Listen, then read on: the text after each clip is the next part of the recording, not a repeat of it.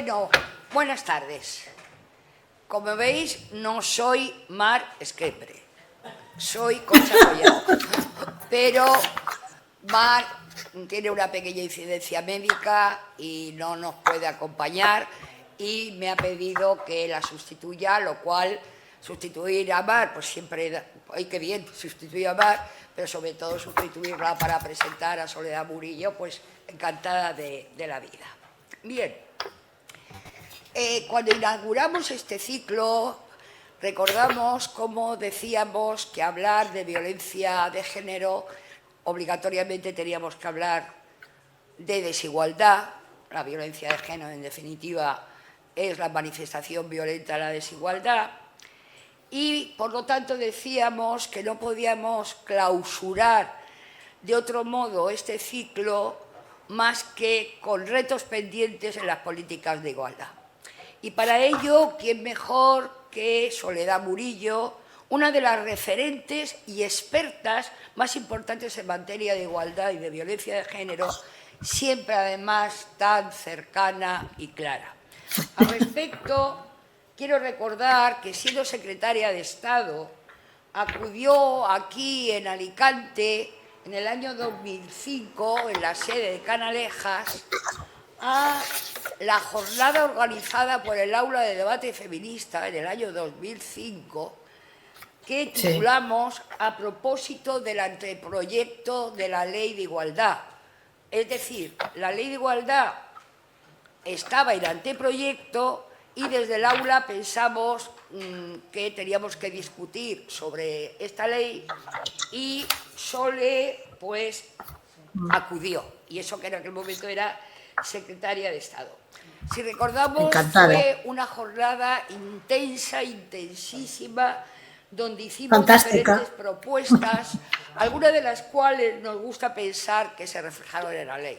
Porque es que, si recordáis, discutimos conceptos, términos, sistemática, puntos, comas, es decir, lo discutimos todas, vamos, nos convertimos en legisladoras por un día. Bien, Soledad Murillo de la Cueva es profesora titular de Sociología en la Universidad de Salamanca, en la que impulsó el Seminario de Estudios de la Mujer, del que fue la primera presidenta y también directora después de la Unidad de Igualdad.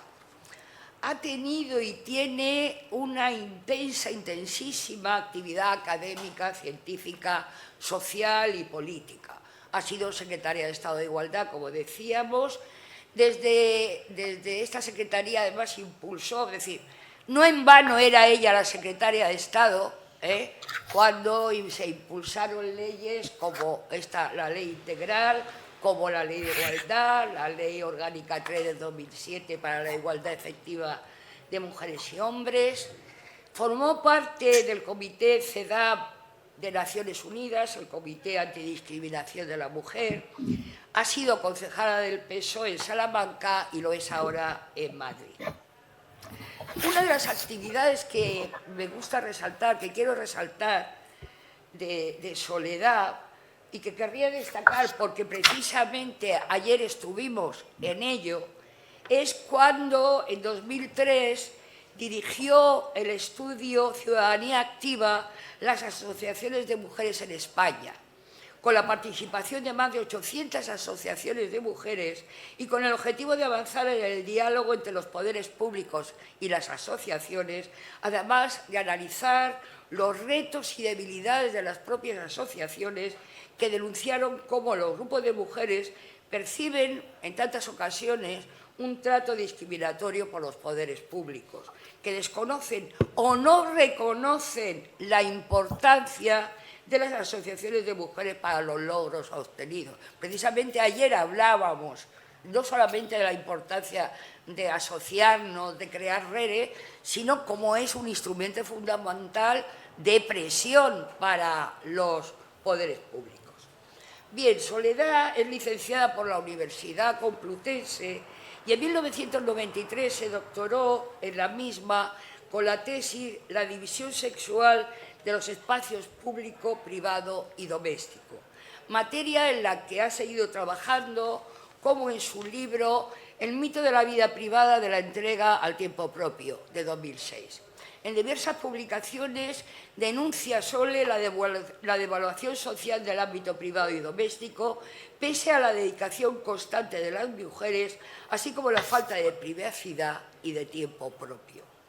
Ha trabajado y publicado también numerosos artículos sobre las mujeres y el empleo y la negociación colectiva, sobre la ley integral, la de igualdad, entre otros, por citar, son muchísimos, por citar algunos, violencia de género e igualdad, la igualdad como antídoto de la violencia de 2011, los efectos de separar violencia e igualdad de 2012, también sobre políticas de igualdad como el papel del conocimiento experto en las políticas públicas de igualdad en España en 2014.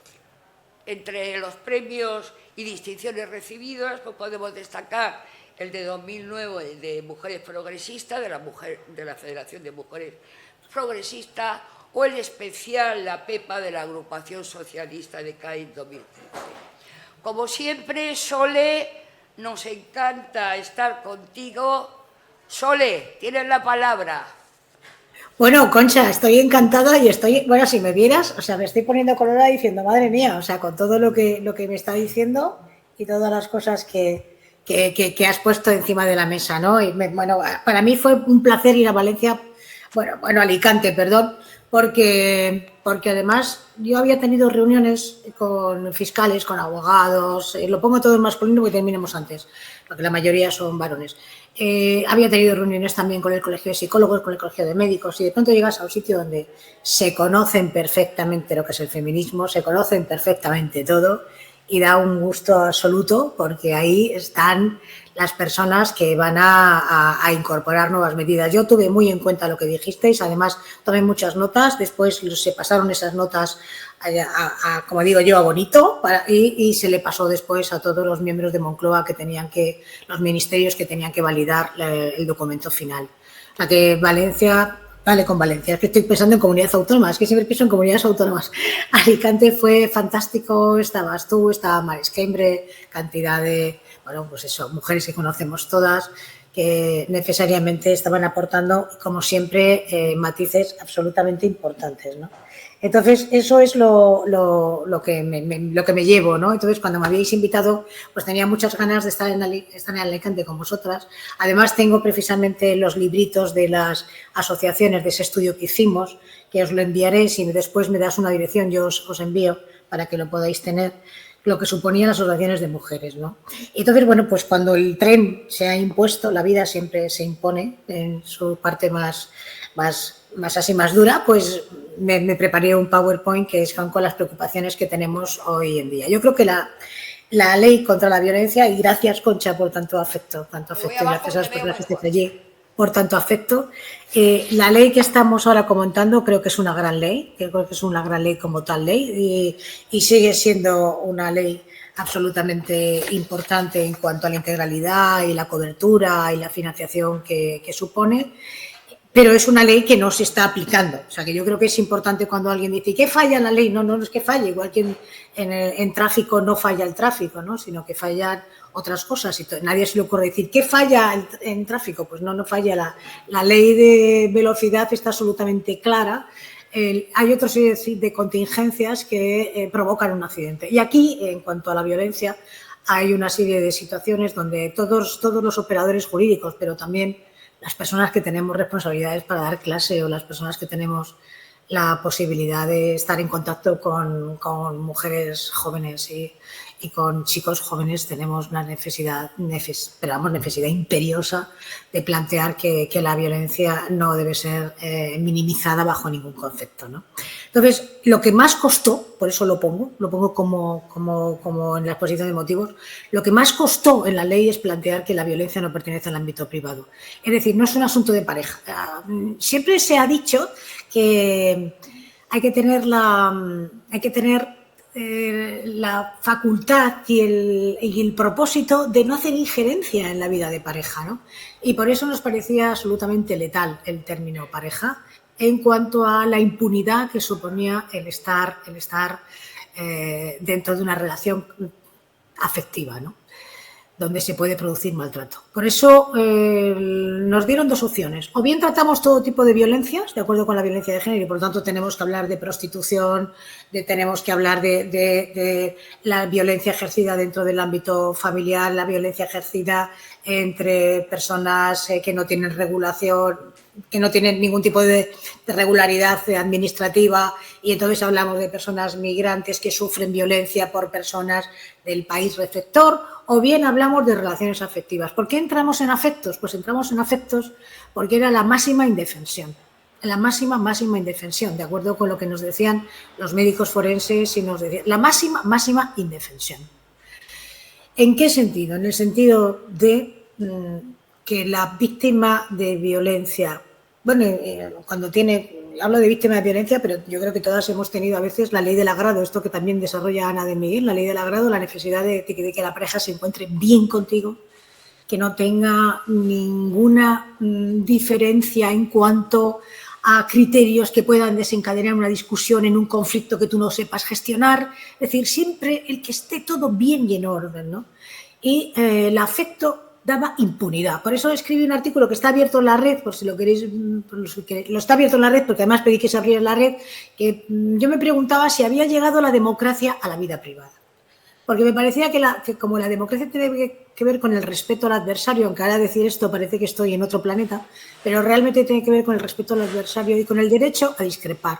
Y con el derecho a que yo tenga mi vida, mi autonomía, además de tener una pareja que puede durar 10 horas o 10 años, ¿me explico? O sea, las relaciones subjetivas y lo que se pone en juego en términos emocionales no tiene que ver con un tiempo regulado por un cronómetro, por un reloj. Tiene que ver con la intensidad que yo le quiera dar a una relación. Yo tengo alumnas que han tenido unas relaciones muy cortitas, pero que han tenido que escapar de esas relaciones y aún las recuerdan como referencia. O bien salen con un chico completamente distinto, para que no se parezca al anterior, de tal manera que eviten el temor de reproducir ese problema, ¿no? Entonces, costó mucho hablar de que era un tema privado, y costó mucho también el hecho de plantear que el poder, y por eso está en la exposición de motivos, las exposiciones de motivos de todas las leyes son como la tarjeta de presentación. Yo os recomiendo dos leyes que me parecen preciosas para la exposición de motivos. La Ley de Memoria Democrática, que nos habla del franquismo y nos habla de las mujeres que las rapaban la cabeza, y nos hablan de lo que suponía los maquis y lo que suponía las cárceles franquistas, o la ley de eutanasia, que nos habla del derecho a decidir en los momentos más frágiles de nuestra vida, ¿no? Por eso la exposición de motivos no hace falta que te entres en el articulado, pero la exposición de motivos es lo que explica, lo que dice, lo que viene a justificar por qué tenemos que hacer esta ley y no otra, ¿no? Y por eso el poder está en la ley también, que costó muchísimo, ¿no? ¿Por qué he puesto esta imagen? Porque en las numerosas reuniones que tuvimos con médicos forenses, entre ellos está Miguel Lorente, que lo conocéis perfectamente, ¿no? Es un hombre extraordinario que ha reflexionado sobre el tema desde una honestidad intelectual espectacular. Pues en nombre del amor se estaban estableciendo conductas absolutamente beligerantes, y cuando digo beligerantes son de guerra con respecto a cuáles son las situaciones en las que yo tengo que definir cuál es la realidad. Me explico. Es decir, lo que yo entiendo por querer, y quiero además que tú me correspondas de acuerdo al modelo que yo tengo de querer. Y en esta entrevista con médicos forenses, el amor, como después se planteó con aquellos funcionarios y terapeutas que estaban trabajando en cárceles, donde los maltratadores, ya cumpliendo pena en las cárceles, lo más difícil era hacerles entender que habían tenido la responsabilidad sobre el delito causado. Pensaban, bueno, que era bueno, pues era una pelea, que sí, que se le había ido de la mano, pero no tenían esa responsabilidad que se tiene, por ejemplo, con respecto a otros delitos. Es decir, hay un homicidio y un asesinato, pues evidentemente no es muy difícil que a ti mismo te camufles esa realidad, ¿no? Y entonces, en ese sentido, era importantísimo el pensar que había que plantearlo de una manera muy clara en la ley. Por lo tanto, nos dedicamos a parejas o exparejas. y queríamos después profundidad, o sea, generar estructura. ¿Qué es una estructura? Pues una cobertura. Decía antes, si yo tenía un maltratador y me quería separar, primero iba a un juzgado de familia, después iba a lo penal. Bueno, pues ahora había que crear juzgados de familia y había que crearlos de manera que fueran rápidos y eficientes. Y después, ¿dónde está la trampa? Que los juzgados de violencia de género, que unían las dos competencias de familia y de penal, pues no se pidió, como voy a deciros yo en este sentido, es cómo se plantea una ley y cómo después la aplicación en sí misma genera un problema, ¿no? Entonces, ¿dónde está la trampa? Pues los juzgados de familia que ya no eran de familia, ya no eran penales solo, sino que eran juzgados de violencia que recogían las dos competencias, pues para que yo me trasladara al juzgado de familia como jueza, no me pedían que fuera experta en temas de violencia. Entonces, si el juzgado de familia estaba en una ciudad en la cual me apetecía ejercer mi profesión, pues me lo pedía. Y me lo daban porque lo había solicitado y si había alguien más, pues entonces trabajaba en la antigüedad, lo que siempre se trabaja en la antigüedad.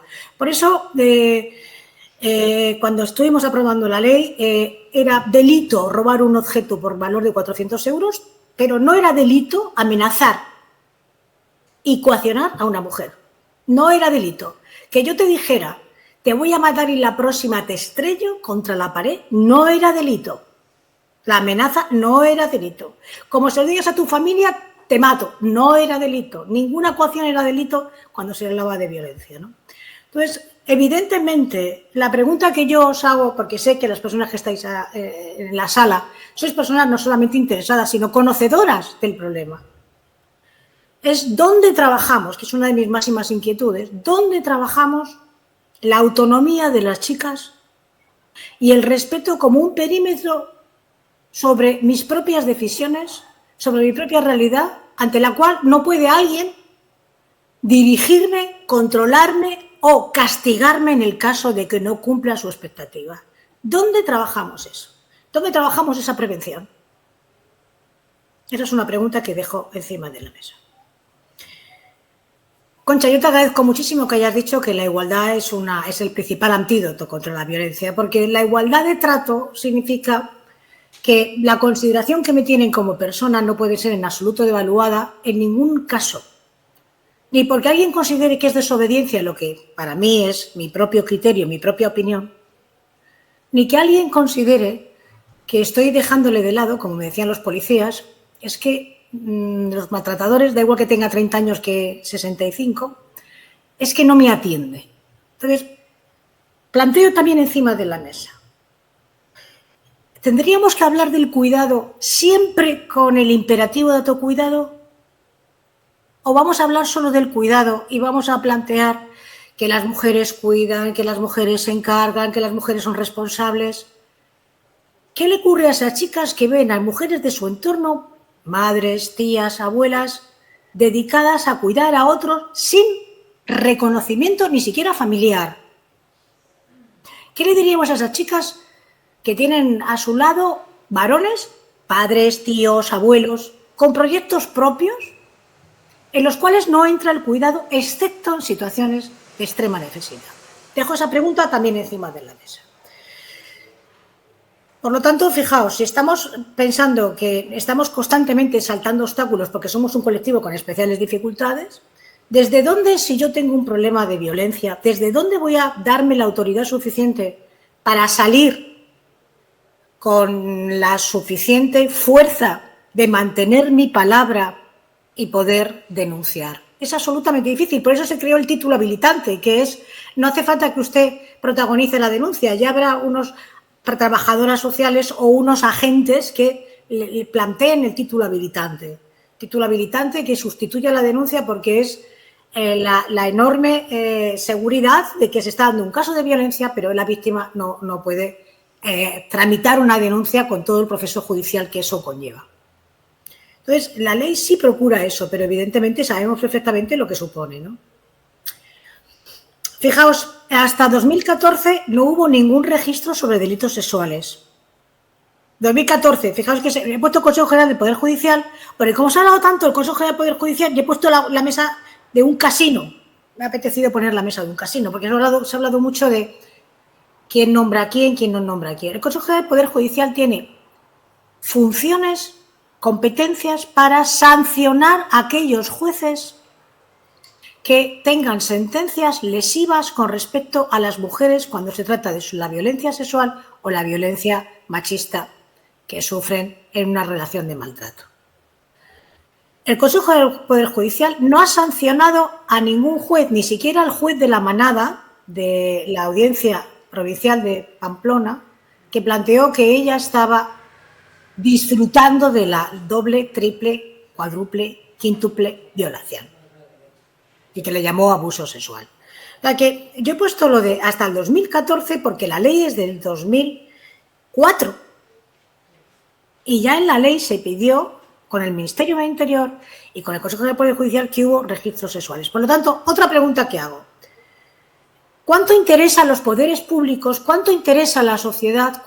No digo a la ciudadanía, que ahí estamos nosotras, como siempre, el 25N, y cuando es el 25N siempre estamos ahí, no, sino a los poderes públicos introducir fondos y vigilar la aplicación de la ley de violencia, si se ha tardado tantos años en tener un registro de delitos sexuales.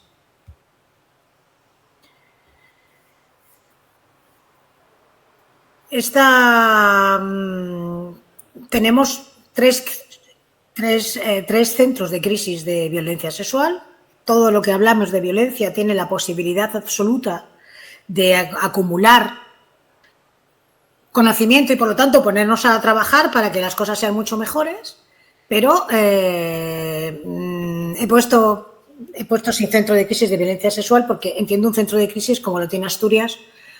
Y Madrid tiene un centro de crisis, con una ciudad, Madrid tiene 3.490.000 habitantes, pues una ciudad que no, como tal centro de crisis, está saturado desde su propia creación.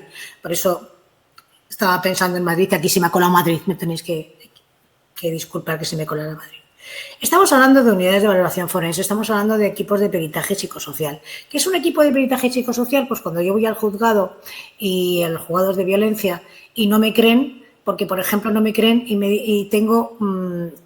me acusan de ejercer el SAP, el síndrome de alienación parental, que os digo, y por favor, entenderlo así, es la única enfermedad que existe en los juzgados. No hay ningún otro sitio, ni en un manual de medicina, ni en el Vademecum, ni en ningún otro sitio, ni en farmacología, que se hable de una enfermedad que no existe más que los jueces la utilizan y la nombran como tal en sus sentencias y como tal hacen que a través del SAP todo el testimonio de la víctima sea absolutamente desautorizado. Por lo tanto, fijaos que la obligación es que el SAT tenga precisamente la virtualidad de ser, porque lo pone además en la ley que es la última ley de víctimas, se planteó que el SAT fuera vigilado por los poderes públicos para que no se pudiera nunca apelar al SAT para desautorizar a la madre, ¿no? Lo que ahora hemos llamado de violencia vicaria, que es tan importante y tan absolutamente necesaria de decir en todas partes donde vayamos a hablar de violencia vicaria. Es decir, la ley que es la violencia vicaria es una forma que en la ley no se puso, lo intentamos hablar de menores. Se dijo que si ya los juzgados de familia tenían que estar subsumidos en los juzgados de violencia, si además teníamos que hablar de los menores, pues hasta que ha habido asesinatos de menores, no se ha hablado de la ley de menores. Tenemos una ley del 2022, una ley integral contra la violencia de la infancia y de la adolescencia, pero en ese momento no se veía la necesidad, o sea, en el 2004 no se veía la necesidad, porque no se pensaba que los menores eran víctimas directas de la violencia, ¿no? Y ahora ya se sabe además que una forma de asesinar a la madre en vida, para que ella se permanezca en vida, es asesinando a sus hijos e hijas, ¿no? Os traigo algo que no sucedió, desgraciadamente para mí, porque Montserrat Comas, que en ese momento era la presidenta de la Comisión de Igualdad del Consejo General del Poder Judicial, el maravilloso Consejo General del Poder Judicial, que parece que solo intercambian nombres y apellidos, planteó que el machismo fuera agravante, igual que lo es el antisemitismo, igual que lo son los delitos de odio, es la homofobia, agravante el machismo. Y no se consiguió. a día de hoy sigue sin conseguirse. No, el machismo no está considerado un agravante, que es algo que me parece importantísimo que tengamos en cuenta por todo lo que esto significa, ¿no? Fijaos que os pongo el antecedente, la reforma del Código Penal, y ahora tenemos la Ley de Garantía Sexual, que ha terminado con la máxima indefensión que tenían muchas chicas jóvenes que accedían a subir a un piso, que accedían a tener una relación, quedaban inconscientes. Después, evidentemente, percibían claramente los síntomas de la violación, pero al haber accedido a esa vivienda y además conocer el agresor, se sentían culpables. Las mujeres y los menores son las únicas víctimas que se sienten culpables de sufrir la agresión. Ni las víctimas de terrorismo, ni las víctimas de narcotráfico, ni las víctimas de un robo con lesiones en la calle, se sienten culpables de recibir la agresión. Todo lo contrario. Y al sentirse culpables las víctimas de violencia de género, igual que los menores, se retraen primero para contarlo, no se lo cuentan ni a los amigos ni a las amigas, a la familia tampoco, y después también culpables por haber conocido a ese hombre en el caso de que sus hijos sufran violencia. Ahora tenemos una ley de garantía sexual y, por lo tanto, quiero llamaros la atención sobre dos cosas. Los últimos asesinatos de chicas jóvenes han sido cuando han quedado con su exnovio, expareja o exchico, como lo queráis denominar, y han querido explicarles, ¿no?, cuál es el problema. Y, por supuesto, ellos las han ajusticiado porque las han asesinado. Y digo asesinato, no homicidio, porque ha sido con alevosía y con premeditación, en el momento que ya se han explicado los motivos de su ruptura. Seguimos con un control deficitario de las imágenes por Internet, eso ya lo sabéis, ahí no vamos a entrar, y tenemos una cobertura con los menores que yo creo que nos hace falta reparar en los menores. ¿En qué sentido? En la aplicación de una ley, de la ley del 22, de la ley de 2022 contra la violencia de la infancia y la adolescencia, hablan de la cultura del respeto. Me interesa muchísimo cuando en esa ley se habla de la cultura del respeto. Porque cuando veo a mis alumnos y a mis alumnas tan ecologistas, tan absolutamente lanzados a conservar nuestro planeta, a hacerlo sostenible, vivible, respirable, me pregunto no qué ha fallado, sino qué hemos hecho en términos educativos entre todos para que la soberanía de uno mismo y de la forma de pensar y de ser no quede comprometida cuando se encuentran con un depredador. Por ello, creo que hay que trabajar mucho más, o sea, poner medidas de prevención con niños y niñas que no solamente estén en las aulas, sino dentro de actividades lúdico-recreativas. La cultura es una alianza para nosotros. Me decía el otro día una compañera que es experta en musicología, me dice, ¿tú sabes que Rosalía tiene canciones pornográficas y además que incitan a la violación? Digo, es que la verdad es que no lo sé. Dice, claro, es que yo estoy dando clase en instituto, dice, y no puedo hablar de Rosalía porque es un icono.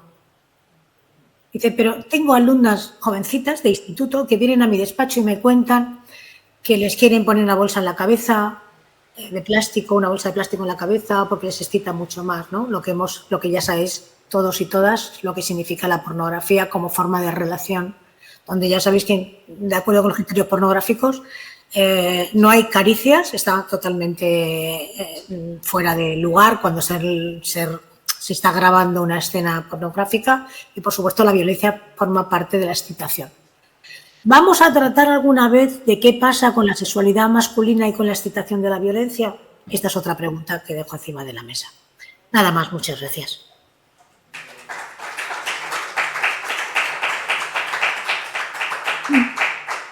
Gracias. Qué bien. Por fin nos vemos.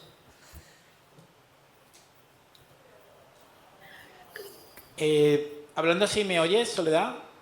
Perfectamente. Vale, perfecto. Así paso el micro también para cualquier comentario o pregunta que se quiera hacer. Hola, quería preguntar, Soledad, me gustaría saber qué opinión tienes en relación a cómo puede afectar la ley trans a la ley integral contra la violencia de género, eso por un lado, y como has mencionado la ley de libertad sexual, ¿qué opinión te parece que en esa ley no se hable de las mujeres prostituidas?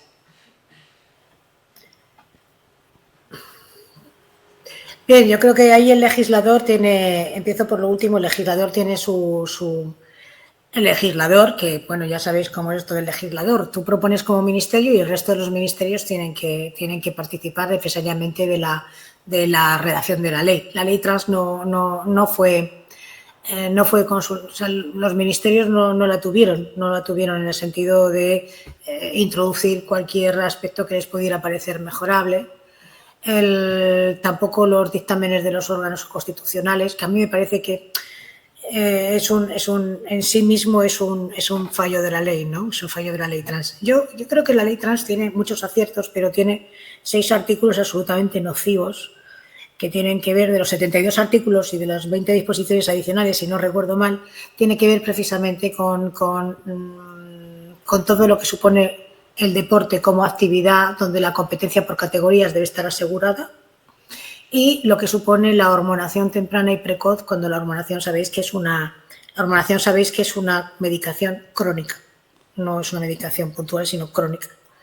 Y luego me parecía importantísimo que yo creo que ahí fue una intención del legislador, que en este caso fue el Ministerio de Igualdad, y que el resto del gobierno se sumó, el hecho de hacer de la palabra trans una palabra demasiado extensa. Es decir, las personas trans desde el año 2007 se podían inscribir perfectamente en un registro.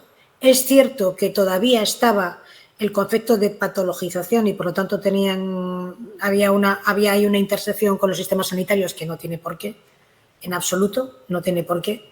Pero en el año 2007 se podían inscribir. Lo que no estaba en absoluto previsto es de que cualquiera se declarara trans y de que cualquier persona bastara su opinión para poder definir su género.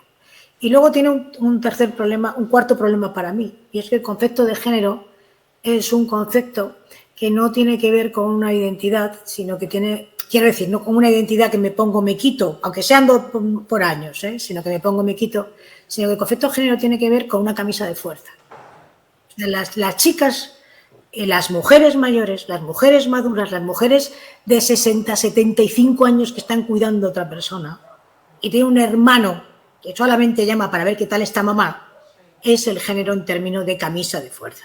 No es el género de la opción personal de cómo me presento, cómo me expreso ante el mundo. Entonces, es cierto que ha pasado, o sea, está en el propio Ayuntamiento de Madrid, que es un ayuntamiento conservador, tiene la expresión de género, la identidad de género y todo esto, aunque luego el plan de igualdad lo aprueba como lo aprueba, eso lo que hace es cortar y pegar y ya está. O sea, la igualdad ha quedado en un segundo plano, eso es un hecho, eso no es opinión, eso es un hecho.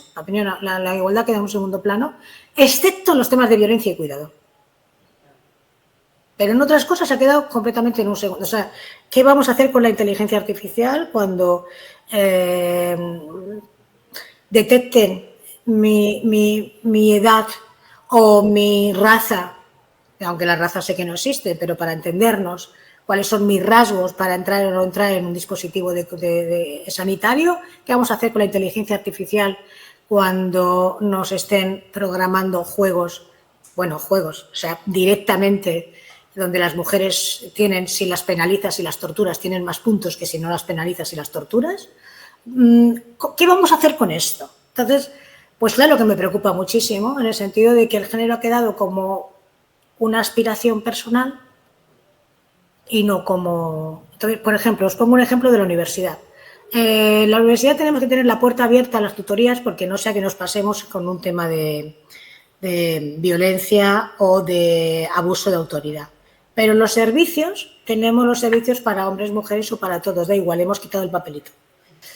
Bueno, pues ya está, eso es lo que tenemos. O sea que estas incoherencias no han sido tratadas porque la ley no ha sido consultada, la ley ha sido impuesta, se ha hecho una bandera de ello, pues felicidades porque la bandera la tienen, La Unión Europea está hablando precisamente de que hay mucho más problemas con las personas trans. Yo he tenido alumnos y alumnas trans y además tienen una carta mía donde les recomiendo para trabajar en todas partes que quieran, habidas y por haber. Pero eran personas trans. Es decir, que han tenido el coraje. Me parece además que, por eso digo, es un coraje porque lo he vivido muy de cerca, de hacer una transición. Ahora, como ellos me dicen, pero es que yo no me estoy vistiendo y desvistiendo. Esto es otro tema, la parte estética o la parte que, por supuesto, digo estética ética, que no quiero juzgar ese comportamiento. Pero me parece que si yo puedo optar al género que quiera y el género no es una camisa de fuerza, nunca vamos a entrar en la camisa de fuerza del género. Igual que a los chicos, la camisa de fuerza es el tener que estar siempre dando la nota, siendo los primeros y estableciendo los parámetros de virilidad que les está haciendo muchísimo daño. Entonces, a eso me preocupa mucho.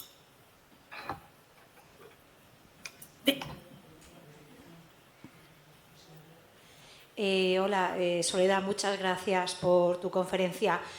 Yo quería preguntarte, en los casos de sentencias condenatorias de violencia machista, en los casos, evidentemente, en que el hombre aún no se ha hecho mujer y luego la cárcel decide hacerse mujer para poder conseguir ir a los módulos de mujeres.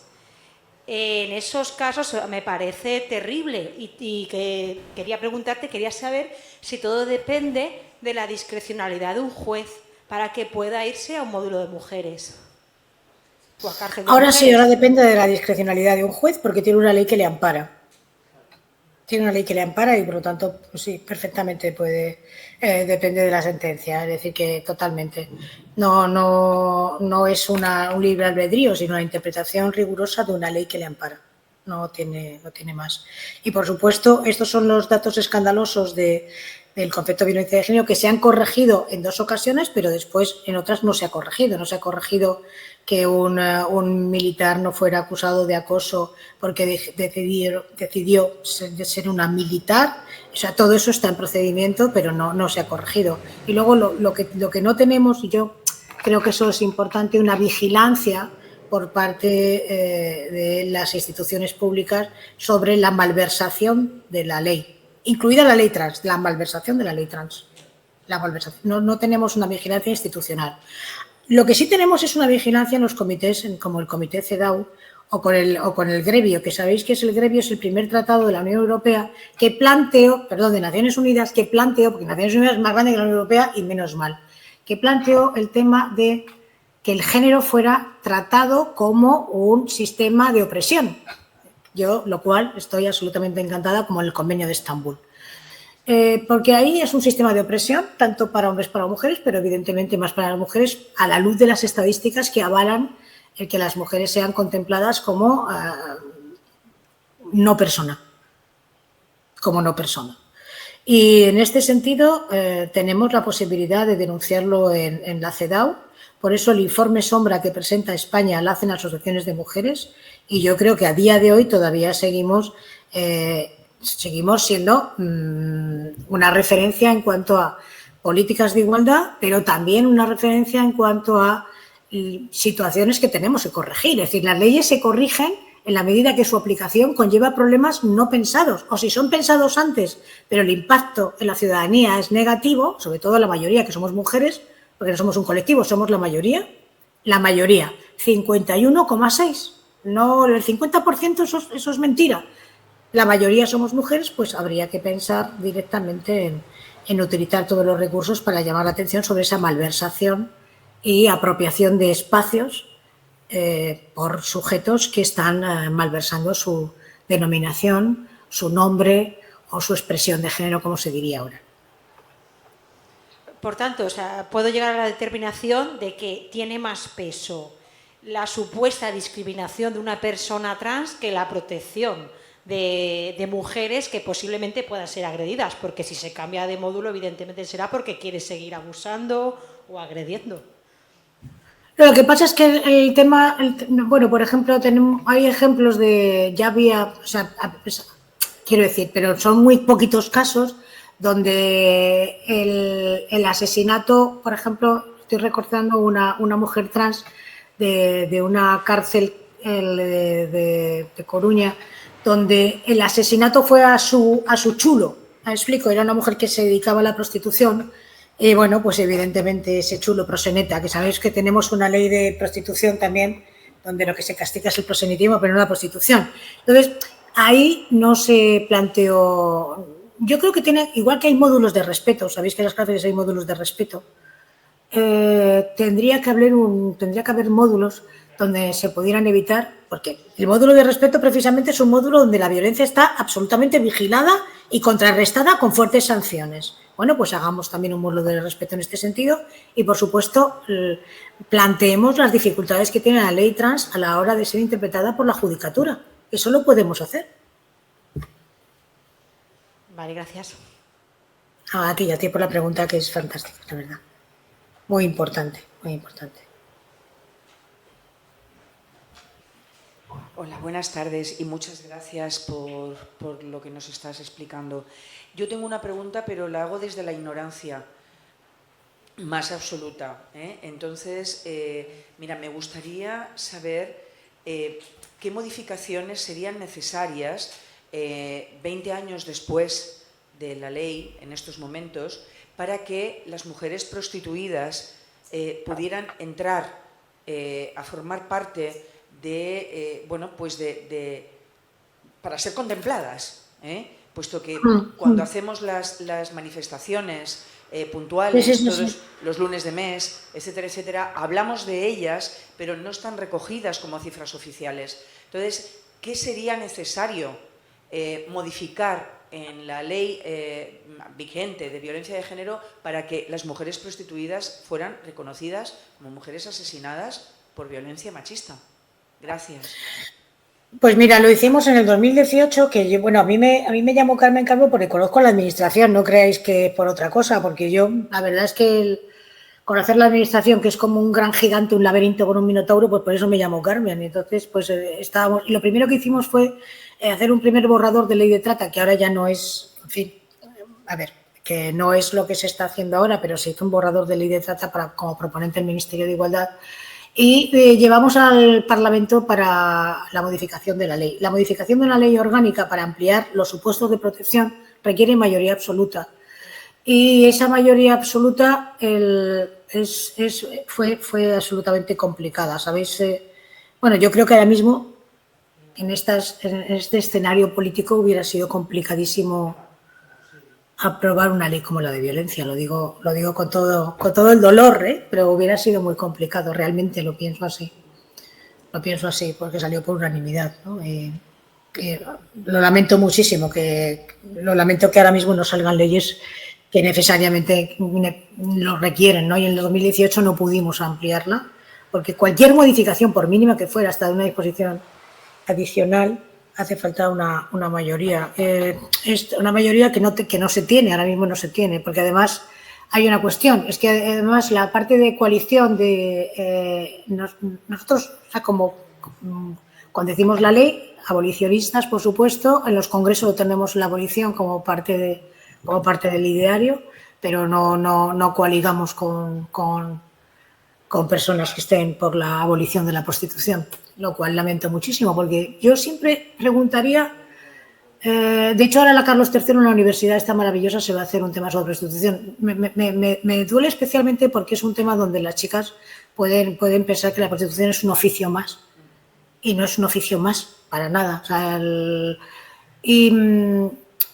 recuerdo 2 alumnas mías que cuando salía al parking las vi con un cochazo, y una de ellas estaba prostituyendo aquí, en Capitana ya, y otra se está prostituyendo en Bilbao. Súper jóvenes, por supuesto, bien. Y les habían planteado que la prostitución era una opción, y ellas estaban pensando que era una opción. Y después, bueno, por supuesto, no eliges cliente. Tienes un cliente que paga bien, pero no eliges cliente. Y dado que tenían que hacer un trabajo fin de grado, pues que hagan un trabajo sobre prostitución, ¿no? Ya que están en la red, pues que lo hagan. Y por supuesto fui respetuosa con ella, porque me echaba muchísimo el trabajo. Y lo que le pedía gente joven, sus clientes eran gente joven o gente muy mayor con muchos posibles, con buenos incentivos económicos. Lo que les pedían era dolor y humillación. Era algo de lo que no se habla en la prostitución. Parece que son servicios sexuales. Dice, servicios sexuales, el dolor y la humillación. Y luego ellas mismas me pusieron en contacto con la Red Roja, que es una red que hay en Holanda, donde las propias mujeres que se prostituyen no cuentan a nadie de su familia, especialmente a sus seres más queridos que están en la prostitución. Y, por supuesto, compiten con las nuevas demandas de dolor y de humillación.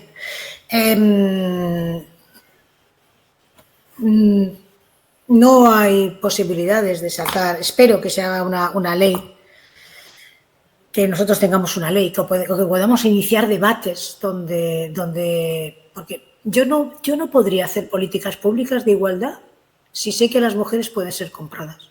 Desde 10 euros aquí en la Casa de Campo o en el polígono Marconi, que es un polígono terrible. Hacer políticas públicas sobre brecha salarial, sobre preguntas, sobre la genealogía de las mujeres. No sé cómo se puede compatibilizar estar a favor de la prostitución con políticas públicas de igualdad.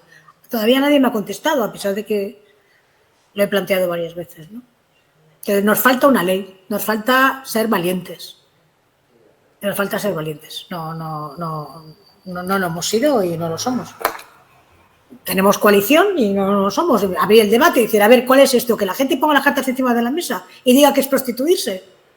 Porque estas alumnas mías eran de familia de muy bien y no de Salamanca. Salamanca, sabéis, es una universidad muy pequeñita. Bueno, que vienen de fuera, porque es una ciudad tranquila, el piso está más barato y las copas son estupendas y baratas. ¿Y por qué? ¿Por qué chicas de buen vivir quieren ese sobresueldo? Que sus compañeras eran de familias estupendas que también querían, pero a los 27 años después eran mayores. Tremendo, ¿eh? 27 años eran mayores.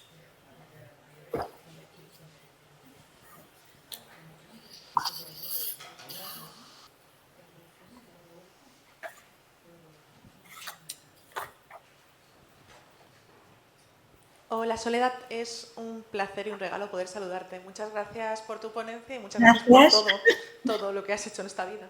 Es lo mínimo que puedo hacer, agradecerte. Que soy muy mayor.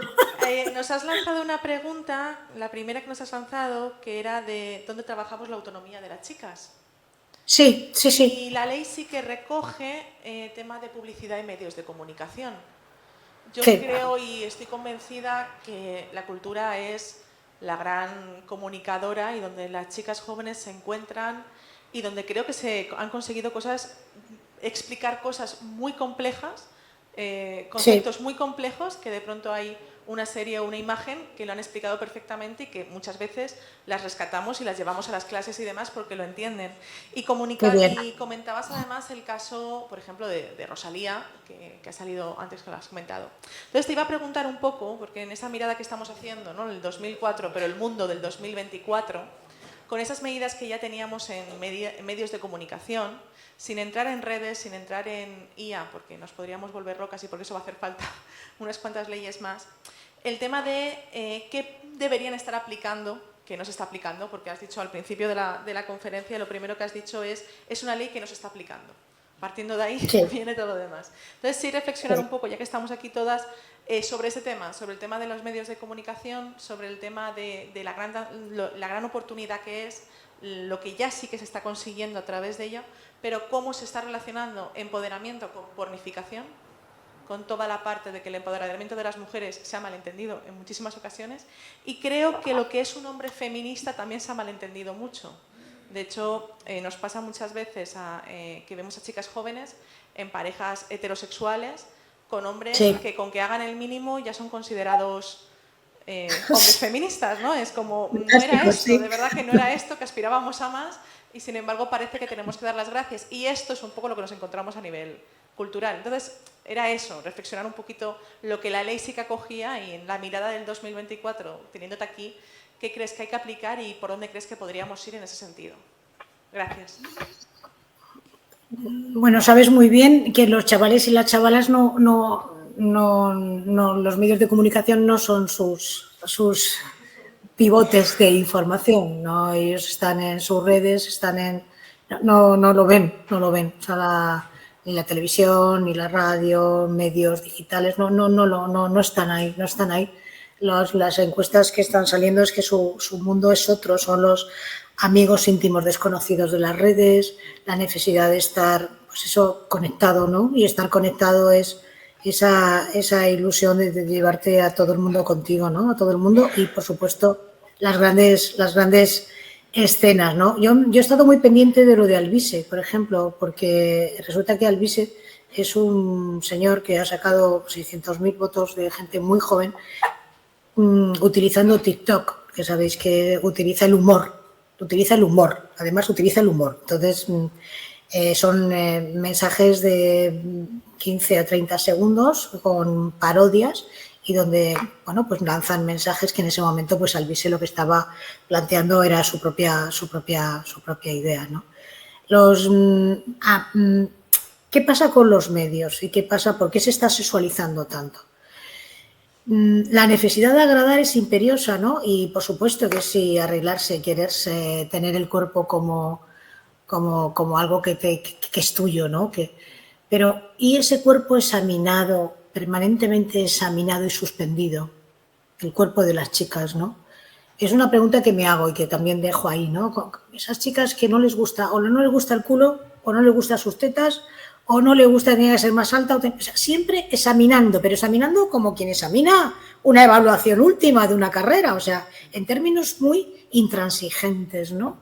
¿Cómo se puede confiar en una misma? Porque la palabra empoderamiento a veces me parece un poco ortopédica, vale para muchas cosas, ¿no? Entonces, ¿cómo se puede querer una misma, tenerse respeto en el sentido de no, o sea, yo, mi opinión, mi vida, mi trayectoria, lo que yo quiero hacer, lo voy a defender y en primera persona y con la cabeza alta y con orgullo y con ganas?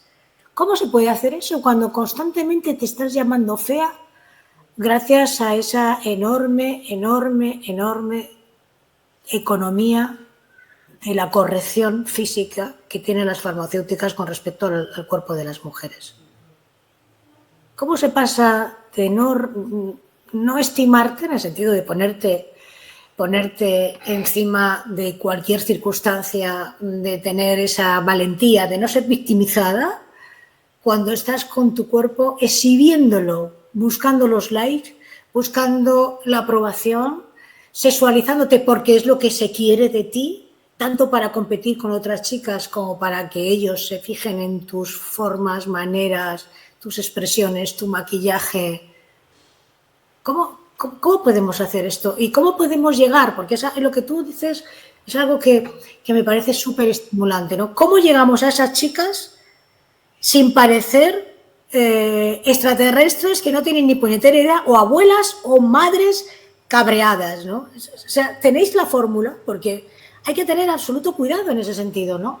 Si tú entras en una conversación, en un aula,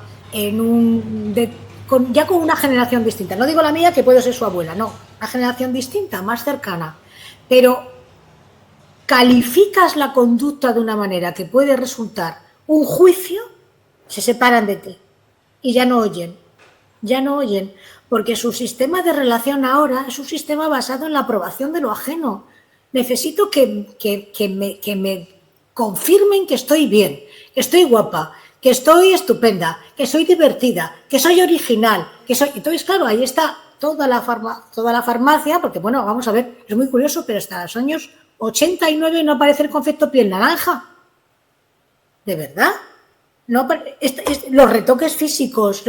¿Cómo hacemos para entrar en ese mundo, en esa cosmovisión de uno mismo que no sea evaluada de una manera tan intransigente, ¿no? Por eso hay tanto morrito en las fotos, por eso ves a chicas de 13, de 14. El otro día fui a un colegio porque me invitaron y dices, Dios mío, o sea, curiosamente, os cuento la anécdota, me pareció sorprendente. Me dice una profesora, mira, vamos a quedarnos en la puerta para que veas chicas de 13 y 14 años que las están mirando tíos mayores, las están mirando de una manera y ellas se encuentran incómodas porque la mirada incomoda, porque se sabe que incomoda. Pero esos chicos, señores, son mayores. ¿Y qué pasa cuando están entre los iguales? ¿Cuál es la conducta entre los iguales? Esa es una pregunta que tenemos que hacer. ¿Y qué hacemos nosotras, las chicas, es decir, teniendo 14, 15, 20, 55, 65, para hablar de que tu propio cuerpo no necesariamente, es decir, no quiero decir que no te cuides, sino que no te hipoteques y te censures y te maltrates con lo que tú no eres? No sé si me entendéis por dónde voy, ¿no? En ese sentido.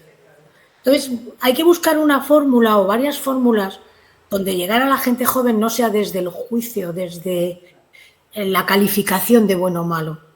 Hay que cambiar esa forma de aproximación porque cierran, no oyen, de verdad no oyen. Y nos interesa que nos oigan porque podemos prevenir.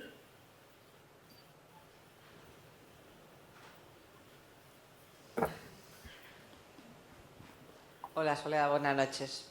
Bueno, yo voy al principio un poco, a lo mejor me he quedado un poco enquilosada en la época en que empezó la ley. Participé activamente porque estuve en la unidad de Alicante, que se crearon. Genial, claro. Claro. Entonces, lo que pasa es que en aquellos inicios, los programas de sensibilización y de educación, creíamos que era lo más importante. Y yo creo que no se han desarrollado lo suficiente a nivel educativo, a nivel de centros escolares, a mí me parece que eso ha sido un fallo tremendo cuando yo me acuerdo, no sé si te acuerdas tú, un concurso de cortos que se hizo. Fantástico, es verdad. ¿Vale? Pues todo aquello, trabajamos un montón con escolares. Es verdad. Y yo no he visto después, he tenido hijos, tengo nietas ya, pero no veo... ¿Nietas? ¡Hala! Nietas, femenino, plural. Sí. Entonces, me encanta. No veo esas campañas de sensibilización ni de...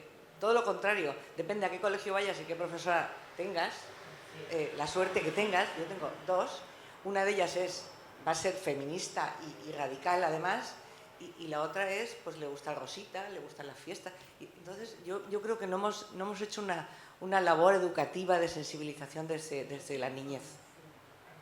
Gracias.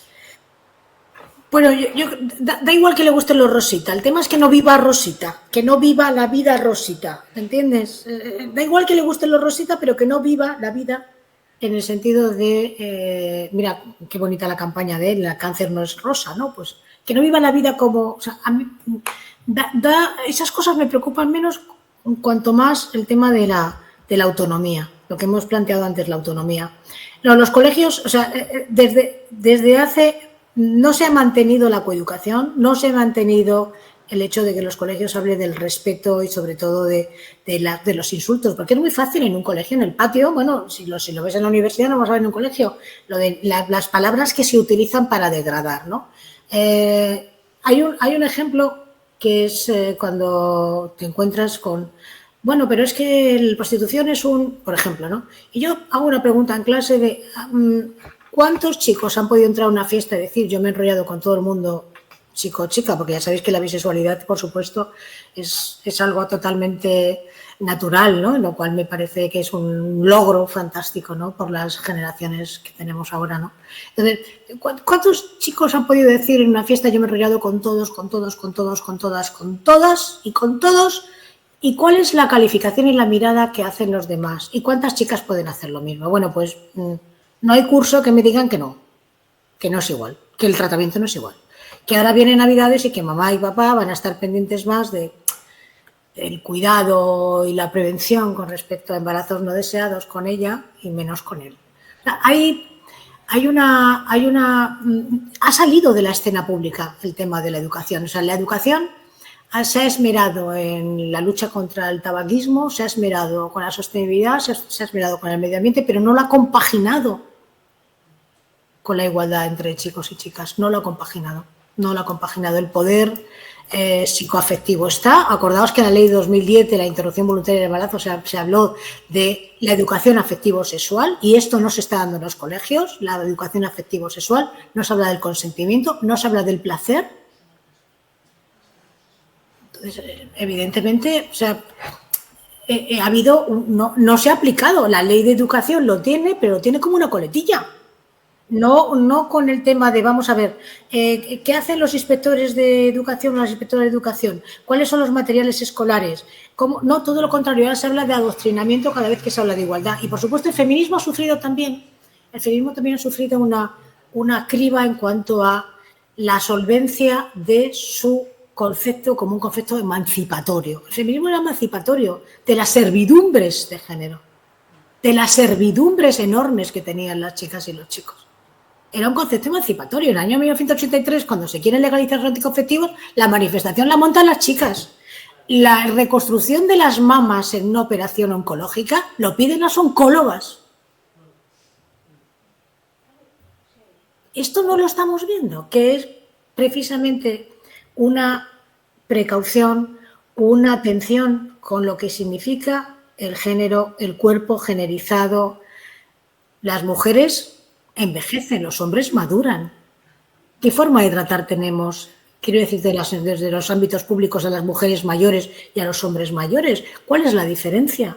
¿Cómo son es decir, quiénes son los directores masculino, así lo digo, masculino, plural, de la ONCE, de Cáritas y de Cruz Roja? ¿Quiénes son las que doblan los pañitos y las que sirven en los comedores en Navidad? Es que la desigualdad es tan evidente que pensar que está o pertenece a una época anterior o está en la mente de nuestras madres o nuestras abuelas es haber malversado el concepto de feminismo. El feminismo es emancipación de las ataduras de género que cada sociedad propone.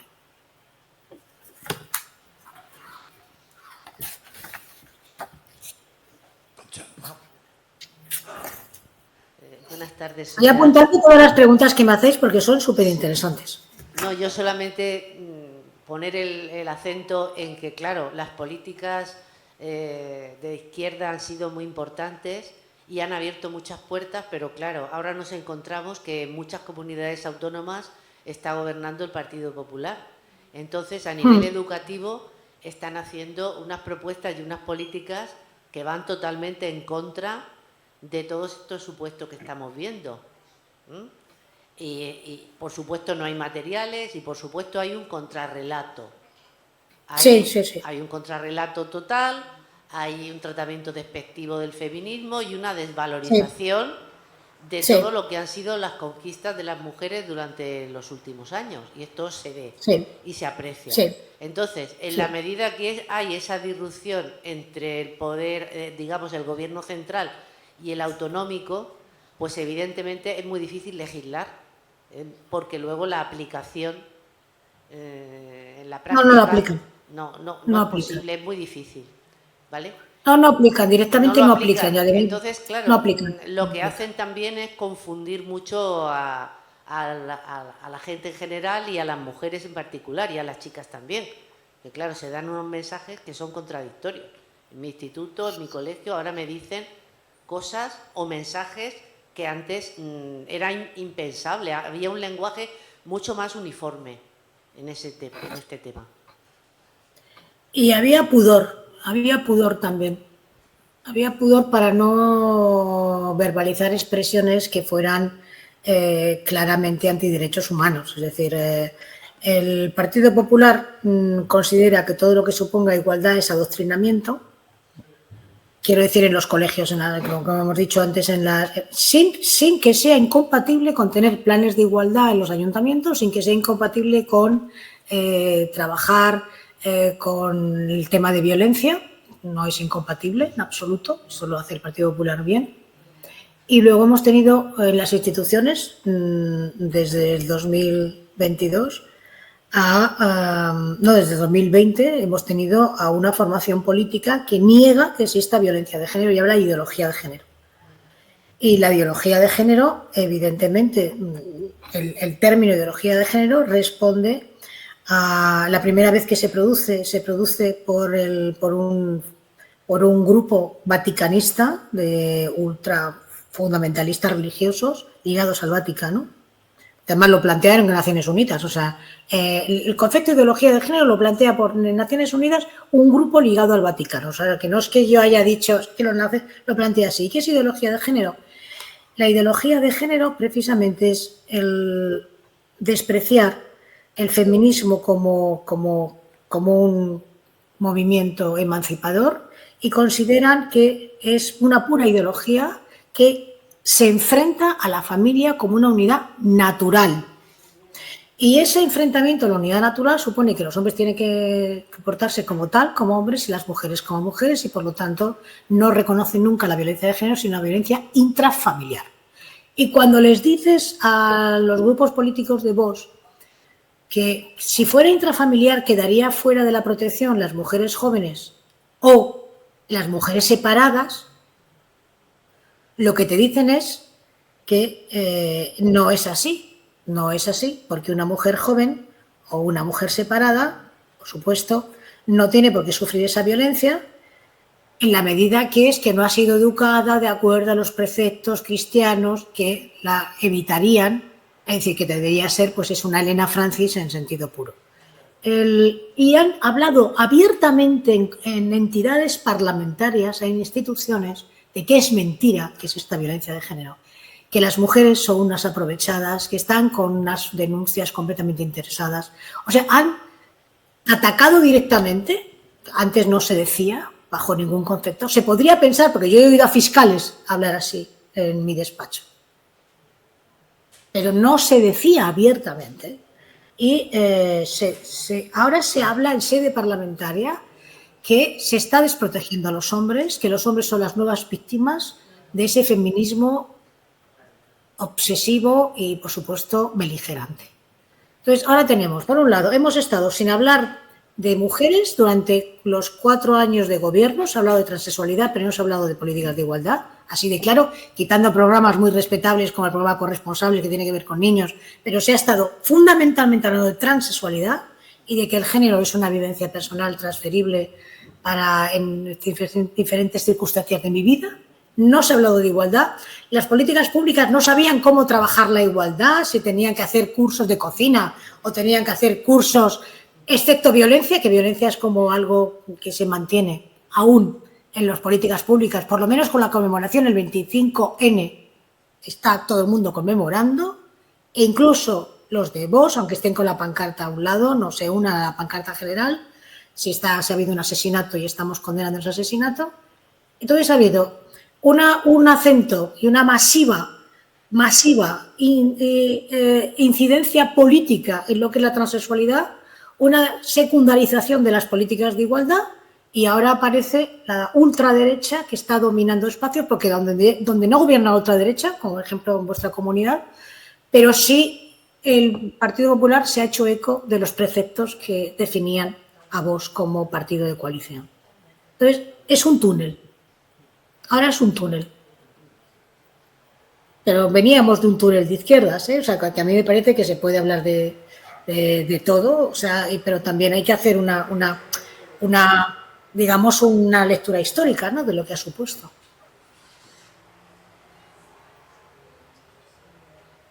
Pero nosotros vamos a seguir peleando, vamos a seguir diciendo las cosas, vamos a seguir denunciando, vamos a seguir siendo cómplices de las hijas, de las nietas, de las amigas que tienen hijas jovencitas que dicen, pero mira, o de esa forma ahora de ser madre, que no sé si lo estáis mirando vosotras, pero de esta nueva maternidad que parece que es en exclusiva, que no están los padres por ninguna parte y se está planteando la lactancia hasta los 3 años, 4 años. Y me preocupa también eso. Pero bueno, nosotros vamos a seguir poniendo un poco el contrapeso, ¿no? Es decir, usted piensa así, pero piense también así, valórelo. Bien. Concha, si quieres clausurar. No, ponte hoy. Bueno, ¿qué hago? O en pie o sentada, lo que prefieras para que el streaming te coja. Bueno, Sole. Os cojo súper bien, Concha, te veo guapa, te veo bien. Ay, sí, bueno, vosotros no os veo porque os veo de espaldas, pero bueno, que me encanta que estéis aquí. Muchas gracias. Me ha gustado. Es que daos cuenta que para mí hablar de este tema me parece fantástico, porque me pone las pilas, de verdad, me pone las pilas. Yo necesito conversaciones estimulantes. Sí. Si no, de verdad, lo digo en serio, o sea, igual que hay centros de salud de emergencias, sí, Pues yo creo que a veces la emergencia, bueno, es mi experiencia personal, ¿eh? Yo llamo a amigas mías, cuando digo emergencia, o sea, necesito saber que no me he desorientado yo, que no soy yo la que está confundida. Por eso estos actos son tan importantes para mí. O sea, que bueno, yo y lo para agradezco nosotras, imagínate, sobre todo además teniéndote a ti, eso está claro. Bueno, no, o sea, la vida te pone ahí en unas circunstancias y luego he tenido la gran enorme suerte de contar con grandes amigas como tú, como Maris Kembre, como Lucía Simón, bueno, claro, pues como grandes amigas. Es que es un patrimonio, ¿no? Es un patrimonio. Cuando digo patrimonio, es patrimonio, o sea, patrimonio. Eso, estrictamente, sí. Muy patrimonio, bien. Sí, justo. Bueno, pues muchísimas gracias, Sole, y bueno, seguimos pensando en contar contigo porque tenemos para rato y vamos a seguir haciendo cosas. Y además, sí, con trenes, y hacemos un encuentro de eso, de cómo mantenerse vidas o cómo quererse. Cuídate tú, olvídate, cuídate tú, ¿no? Muy bien. Cómo combatir la culpabilidad. Muchísimas gracias, Sole. Concha. Muy bien. Hemos terminado. Un abrazo muy fuerte, muy fuerte. ¿Qué? Gracias. Un abrazo, gracias. Te desconectamos. Nos desconectamos ya, aunque nos dé pena. Sí, gracias. Bueno, se supone que había que clausurar un poco formalmente, pero en fin, nosotras no somos así.